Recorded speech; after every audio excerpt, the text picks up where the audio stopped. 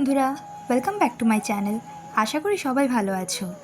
আজকে আমাদের গন্তব্য বিএপিএস স্বামীনারায়ণ মন্দির, যেটি অবস্থিত কলকাতার জোকায়। আমরা ধর্মতলা থেকে ডায়মন্ড হারবারগামী বাস ধরে এসেছিলাম।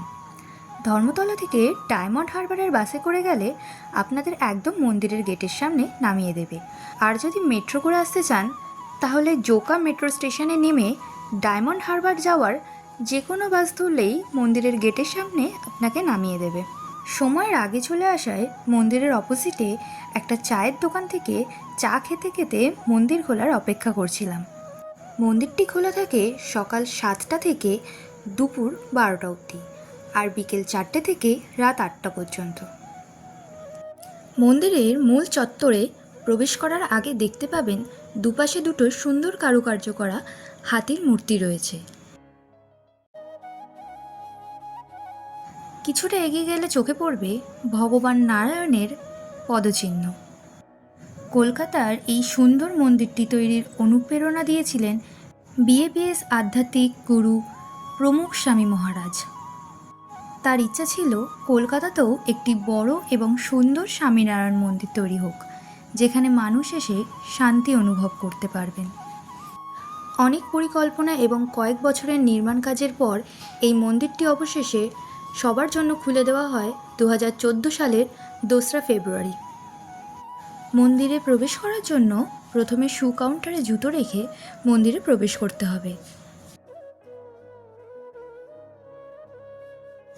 মন্দিরের ভিতরে ফটো তোলা ও ভিডিওগ্রাফি করা স্ট্রিক্টলি নিষিদ্ধ, তাই মন্দিরের ভেতরের কোনো ভিডিও আমি দিতে পারিনি।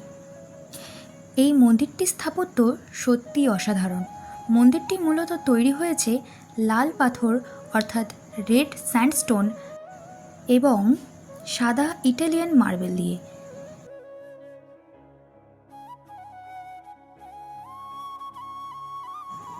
মন্দিরের চারপাশে অনেকগুলো সুন্দর বসার জায়গা রয়েছে। এখানে বসে দুদণ্ড সময় অনায়াসে কাটিয়ে দেওয়া যায়। মন্দিরের বাইরে মন্দির কমিটির উদ্যোগে কিছু অর্গানিক সবজি বিক্রি হতে দেখলাম। অনেক মানুষ এখানে এসে তাজা সবজি কিনে নিয়ে যাচ্ছিলেন।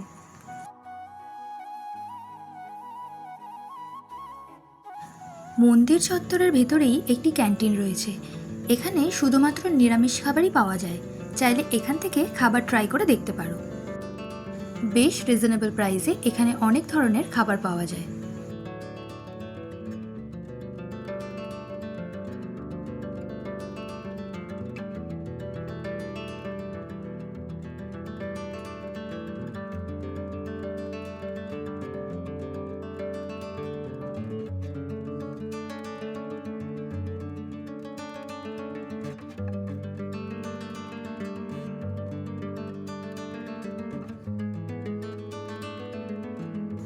আমরা এখান থেকে পনির রোল অর্ডার করেছিলাম, যার স্বাদ মোটামুটি ভালোই ছিল। এরপর গেলাম সাহিত্য ঔষধ ভাণ্ডারে।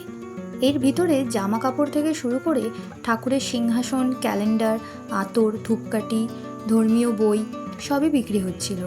চাইলে এখান থেকে কিছু কিনে নিতে পারো।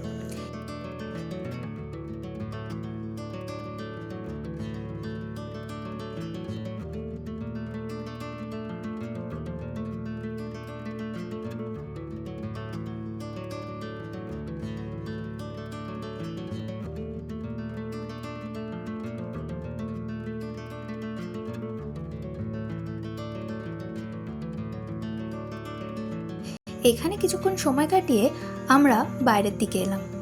বাইরের দিকে আরও একটি ফুড কোর্ট ছিল, এটাও মন্দির কমিউনিটির আন্ডারেই ছিল। তারপর এখানে কিছুটা সময় কাটিয়ে আবার ফেরত এলাম মন্দির চত্বরে। এর মধ্যে সন্ধ্যা হয়ে আসায় মন্দিরে লাইট জ্বালিয়ে দিয়েছিল, আর অন্ধকারে লাইটের আলোয় মন্দিরের সৌন্দর্য আরও বেড়ে গিয়েছিল। ভিডিওটি ভালো লাগলে লাইক, কমেন্ট এবং শেয়ার করে দেবেন, আর চ্যানেলটিকে অবশ্যই সাবস্ক্রাইব করে দেবেন।